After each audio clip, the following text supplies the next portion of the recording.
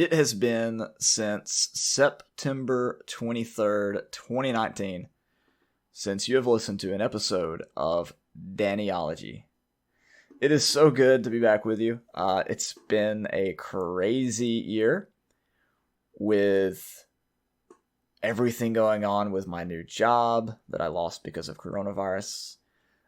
And then with my baby, Caden, being born on my birthday on January 6th, 2020. And now, just with all the coronavirus craziness and everything like that, it's just been such a crazy year. But I've decided to relaunch the podcast, and so you are listening to episode 11. Now, even though this is episode 11, this is actually part 1. And it's part 1 of, I don't know.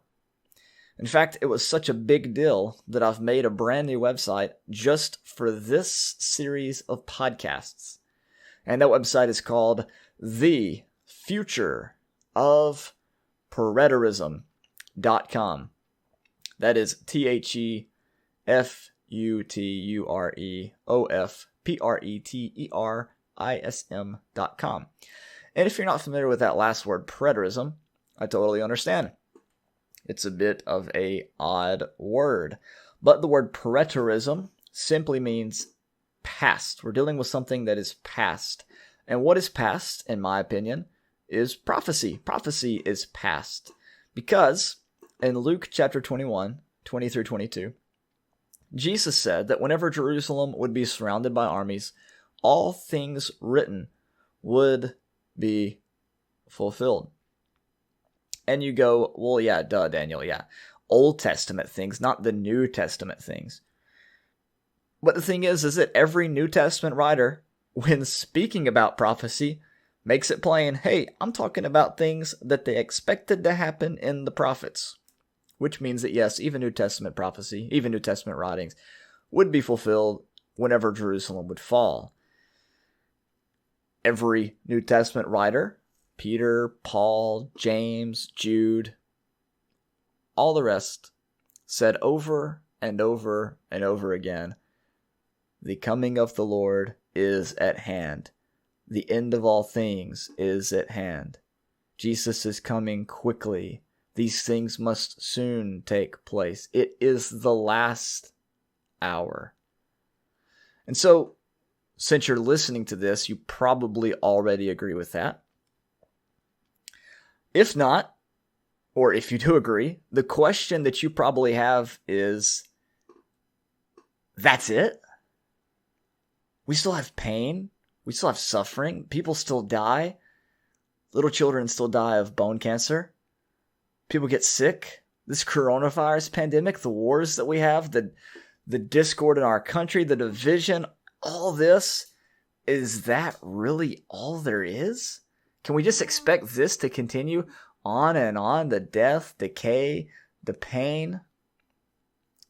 Wait, what did I say?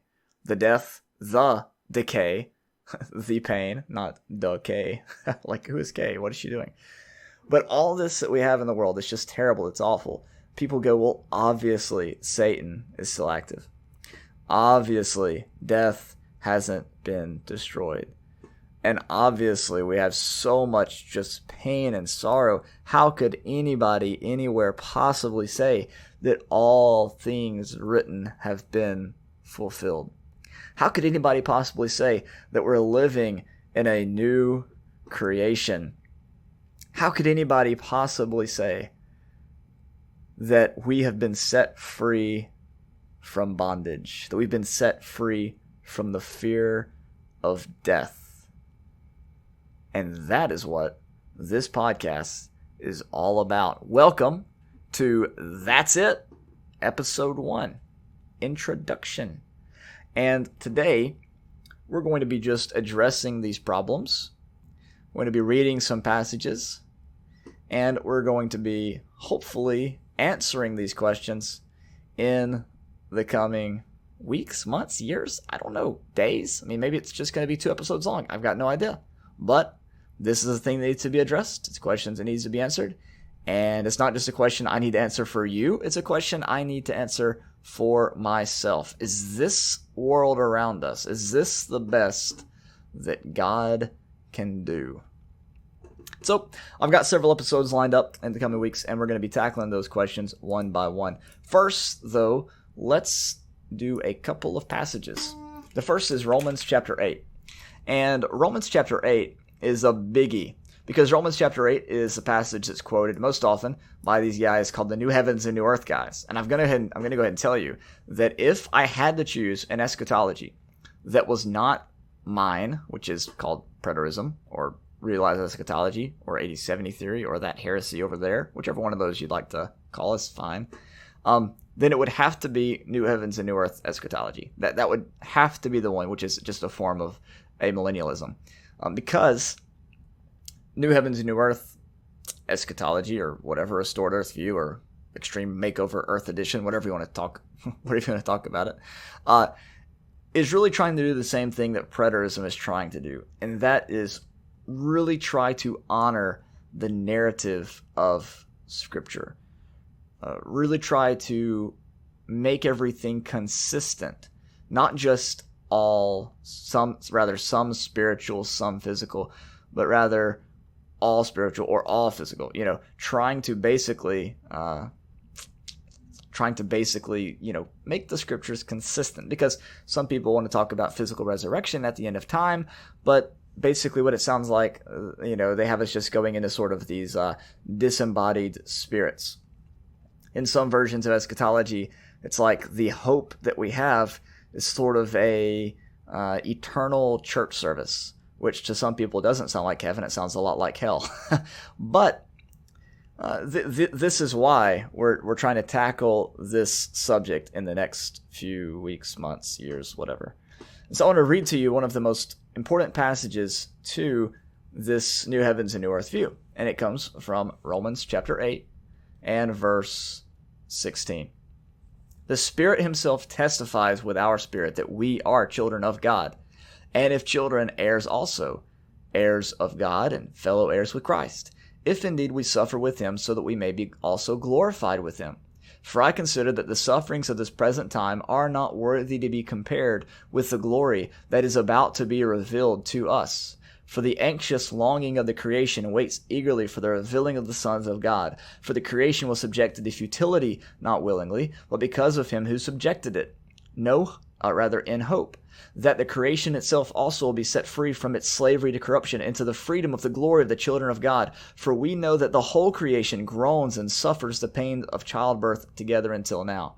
And not only this, but also we ourselves, having the first fruits of the Spirit, even we ourselves groan within ourselves, waiting eagerly for our adoption as sons, the redemption of our body. For in hope we have been saved, but hope that is seen is not hope. For who hopes for what he already sees? But if we hope for what we do not see, with perseverance we wait eagerly for it. And so this passage, Romans chapter 8 and verses 16 through 25, is sort of the cornerstone passage for, again, what's called New Heavens and New Earth eschatology, or it's just simply traditional or classic amillennialism. They believe that the planet is not going to be burned up, but that rather it's going to be transformed, and that we are going to live together with Christ on this planet with sort of a new body, and the world's going to be sort of taken back to a pre-Edenic state, I suppose.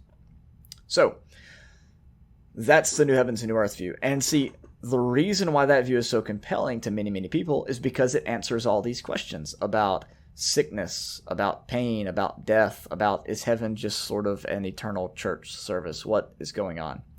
Are we going to be disembodied spirits and all those sorts of things? And New Heavens and New Earth view does do a good job at tackling some of those key issues. But I believe that, obviously, that my view of eschatology is sort of fits in better with what the Old and New Testament teaches. And this podcast is sort of my attempt to answer the question, okay, well, now what? What do we do from here on out? What's our goal? What's our purpose? Is this really all there is? Or as the title suggests, that's it? So I hope that you will join me on this journey. It's going to be very, very fun. With each podcast I put out, I'm also going to be producing an article to go along with it. And so you'll be able to listen to this through Apple Podcasts, through Podbean, danielrogers.podbean.com. You'll be able to access a list of these at thefutureofpreterism.com, and you'll also be able to see these at labornotinvain.com, which is my normal website, and of course my YouTube channel, youtube.com/c/Daniel Rogers. So, with all those different avenues of you to listen to this, you shouldn't miss it. And I hope that you'll be able to enjoy it and participate in the discussion and send me emails and ask questions and things like that. And I'll love to tackle any subjects in relation to this that you can throw at me. So, hope you all have a good day. I will see you on the first official episode. And, well, let's not end it yet. The first episode, I plan on releasing this podcast on Mondays like I used to. So Monday, early morning before you even wake up, it'll be released. And then the article will be released at 9 a.m. to accompany it. So yeah, Monday, 9 a.m. See you then.